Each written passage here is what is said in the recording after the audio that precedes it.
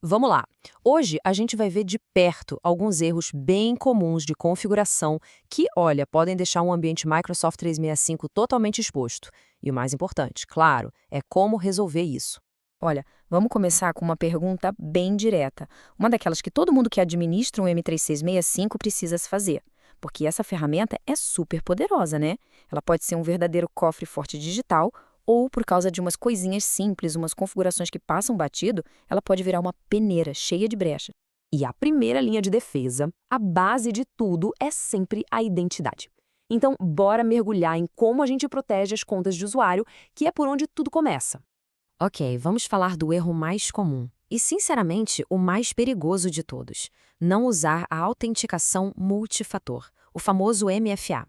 Isso deixa as contas, especialmente as de administrador, completamente abertas para ataques de phishing. Sabe, aqueles e-mails falsos que tentam roubar senhas? Pensa assim, o MFA é uma segunda camada de segurança. Sem ele, é literalmente como deixar a porta da frente de casa escancarada. Então, qual a solução? Bom, é uma abordagem em 3 passos. Primeiro, o básico. Tem que habilitar o MFA para todo mundo, sem exceção. Ponto. Depois, o sistema fica mais esperto com as políticas de acesso condicional. O que isso faz? Basicamente, só vai pedir essa verificação extra quando o login parecer meio suspeito, tipo de um lugar que a pessoa nunca acessou antes. E para facilitar a vida de todo mundo, o ideal é usar apps como o Microsoft Authenticator. É super rápido e seguro. Agora, tem uma outra ameaça que é bem mais sutil, quase invisível. A gente está falando daqueles protocolos de e-mail bem antigos, sabe? Tipo POP3, IMAP. Eles funcionam como umas portinhas dos fundos que simplesmente não entendem a segurança moderna. O MFA? Eles passam reto por ele. E isso é um prato cheio para ataques de password spraying, que é quando tentam adivinhar senhas testando as mais comuns em um monte de contas de uma vez só.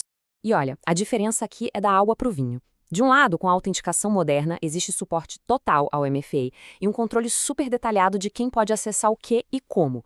Do outro lado, com os protocolos legados, bom, não tem nada disso. É uma porta aberta, uma vulnerabilidade só esperando alguém mal intencionado aparecer.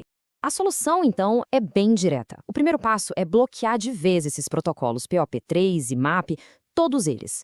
Depois, é preciso usar ferramentas como o PowerShell para dar uma geral, ver se ainda tem alguma conexão insegura por aí e remover. E, por fim, ficar de olho nos logs de autenticação para ter certeza de que ninguém mais está usando isso.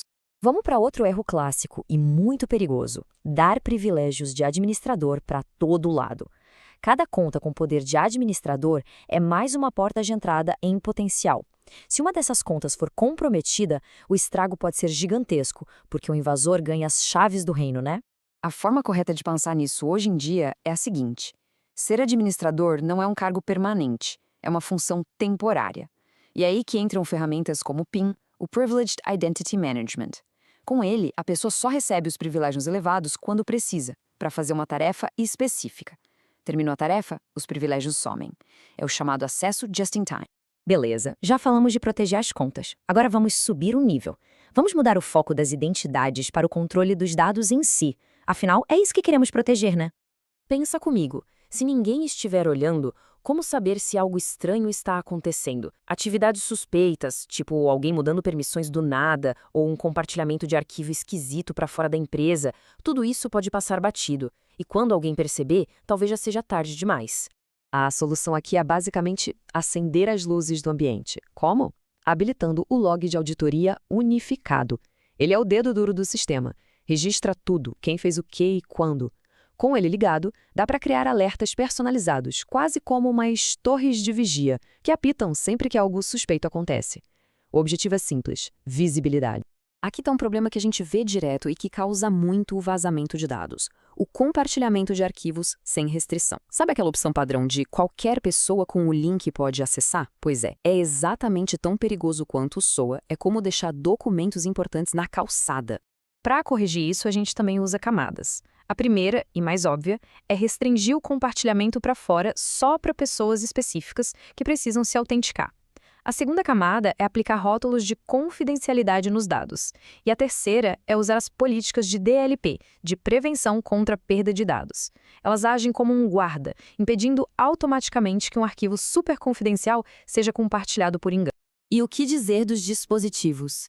Deixar que dados da empresa sejam acessados de qualquer celular ou computador pessoal sem nenhum controle é um ponto cego gigantesco. Aquele dispositivo pode estar com vírus, pode não ter senha e ninguém da empresa tem como saber. É exatamente por isso que o gerenciamento de dispositivos é tão importante. Usando ferramentas como o Microsoft Intune, é possível registrar esses aparelhos e criar regras. Por exemplo, só pode acessar os dados se o dispositivo tiver um PIN e criptografia ativada. Se não estiver conforme as regras, o acesso condicional simplesmente bloqueia. Simples assim. Agora, um outro erro é não classificar os dados. Se não sabemos o que é confidencial, o que é público e o que é interno, tudo é tratado da mesma forma. É como ter ouro e papel comum misturados na mesma gaveta. Fica impossível proteger o que realmente importa. A solução para isso é usar o Microsoft Purview para aplicar rótulos. Quando um documento é marcado como confidencial, por exemplo, a gente pode configurar para que ele seja automaticamente criptografado e receba uma marca d'água. E o melhor, essa proteção viaja com o arquivo, não importa para onde ele vá. E para fechar, vamos falar da parte talvez mais importante, a mentalidade.